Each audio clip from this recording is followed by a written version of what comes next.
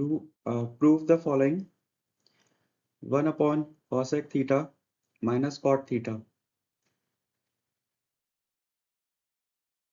minus cot theta upon cos theta equal to cot theta। तो ये LHS है और ये RHS। तो LHS को सिंप्लीफाई करेंगे तो यहाँ से साइन और कॉस की टर्म्स में लिखेंगे सबको। तो ये हो जाएगा कॉसेक को 1 बाय साइन लिख सकते हैं, 1 बाय साइन थीटा होता है।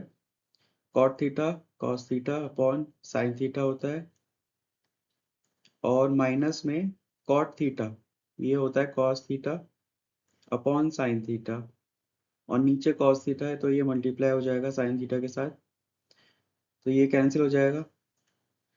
और यहाँ से एलसीएम लेंगे साइन थीटा, तो साइन थीटा ऊपर चला जाएगा, sine theta upon 1 minus cos theta और ये माइनस में 1 अपॉन साइन थीटा। अब इसको सिंप्लीफाई करेंगे, sine theta 1 minus cos theta, तो ये हो जाएगा साइन स्क्वायर थीटा, न्यूमरेटर में sine square theta minus of 1 minus cos theta. यहाँ से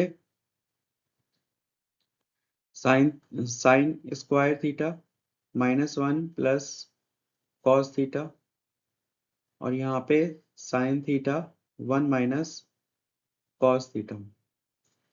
तो साइन स्क्वायर थीटा को हम लिख सकते हैं 1 माइनस कॉस स्क्वायर थीटा, इसको क्योंकि आइडेंटिटी होती है sine square plus cos square equal to 1, तो यहाँ पे 1 माइनस कॉस स्क्वायर थीटा हो जाएगा और बाकी एज इट इज आ जाएगा 1 plus cos theta upon sine theta 1 minus cos theta. तो यहाँ से 1 कैंसिल हो जाएगा, बचा कॉस थीटा कॉमन ले लेंगे और ये हो जाएगा 1 माइनस कॉस थीटा और डिनोमिनेटर में साइन थीटा इंटू में 1 माइनस कॉस थीटा कैंसिल हो जाएगा।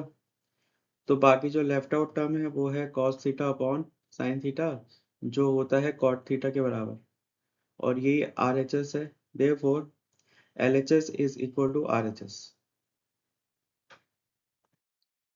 Find the value of sine square theta plus 1 upon 1 plus tan square theta.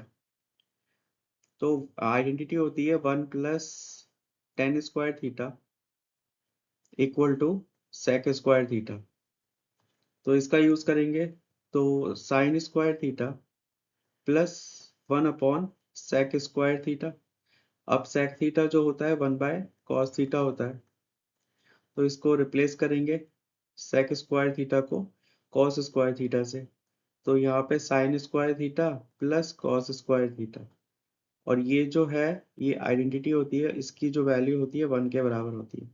तो इस एक्सप्रेशन की जो वैल्यू है 1 के बराबर होगी, तो इसकी जो वैल्यू है वो इसका जो आंसर होगा 1 होगा।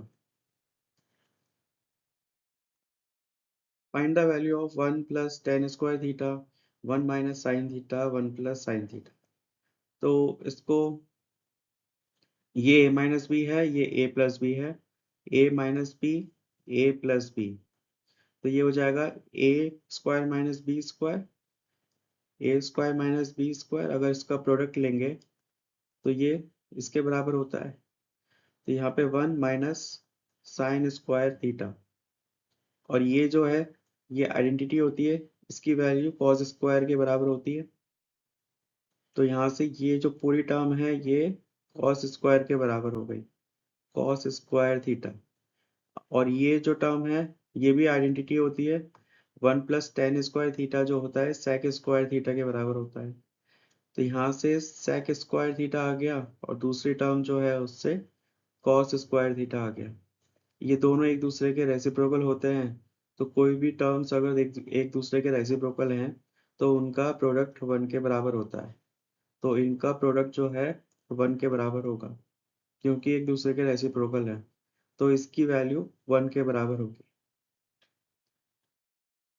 इवैल्यूएट, तो इसकी वैल्यू निकालनी है एक्सप्रेशन की। तो सबकी वैल्यूज रखेंगे। cos 60 क्या होता है, cos 60 1/2 होता है। sec 30 is equal to 1/cos 30। cos 30 ये हो जाएगा 2/√3।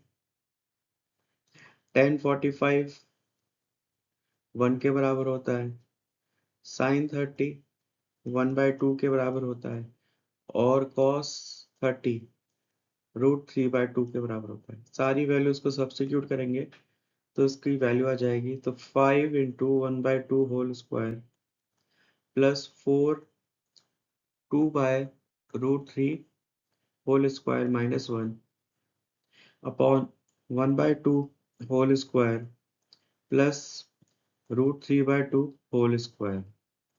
ये हो जाएगा 5/4 माइनस 1 माइनस 16/3। तो 1/4 प्लस 3/4, तो ये 1 हो जाएगा यहाँ से। बाकी ये बचा न्यूमरेटर में, इसकी जो वैल्यू होगी 15 5 माइनस 4 1/4 हो जाएगा माइनस 16/3।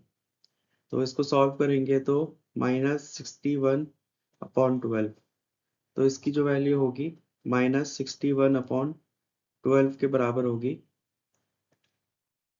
एक बार रीचेक कर लेते हैं। 5/4 प्लस, हाँ यहाँ पे प्लस होगा, ये आंसर गलत है, यहाँ पे प्लस होगा, ये प्लस होगा और ये minus.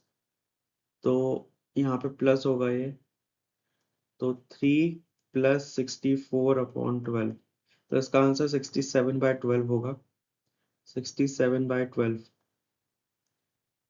67/12। Assertion and reason. If x equal to 2 sin square theta and y equal to 2 cos square theta plus 1, तो हमें x plus y की वैल्यू प्रूव करनी है कि वो 3 के बराबर है।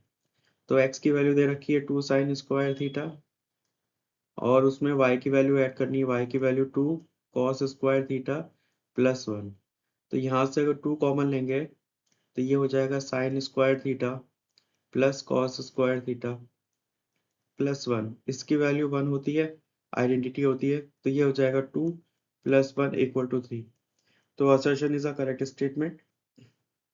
Tan alpha equal to 5/12, tan alpha equal to 5/12। Find the value of sec alpha।